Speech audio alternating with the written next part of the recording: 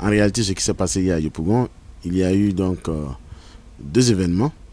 Le premier, c'est que dans la journée, la police des stupéfiants a fait une opération concernant une prise d'un fumoir en fonction des indices que la police avait. Ils ont mené une opération à mi-journée.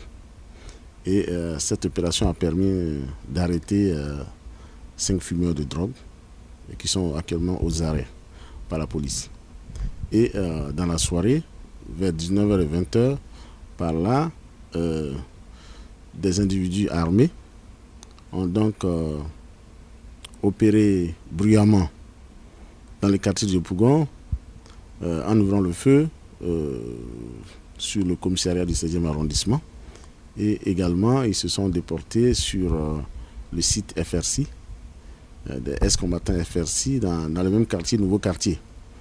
Alors, il faut noter que selon les premières indications, il semblerait que ce soit dans le milieu des fumeurs qu'il y a eu cette réaction. Donc, mécontent d'avoir été démantelé, donc il y a eu des réactions, des représailles de leur part.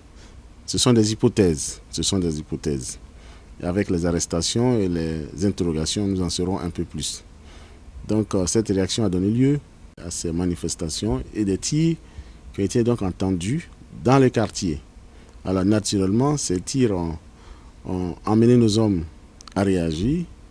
Et donc, la police a été renforcée par les CCDO, mais aussi par les forces républicaines de Côte d'Ivoire et par la gendarmerie, qui ont donc mené des patrouilles et des ratissages dans tout le quartier, avec souvent des tirs de sommation. C'est ce qui a donné le sentiment dans tous les quartiers qu'il y avait des tirs qui venaient d'un peu de partout et cela a créé une frayeur.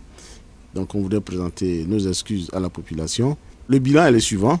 Donc 5 arrestations au niveau des fumeurs et un mort malheureusement qui a été dénombré au niveau des FRC. Nous avons fait une bonne prise puisque la police, dans ses ratissages, a découvert une cache d'armes. Ce sont des armes lourdes avec des munitions, des calaches et des grenades.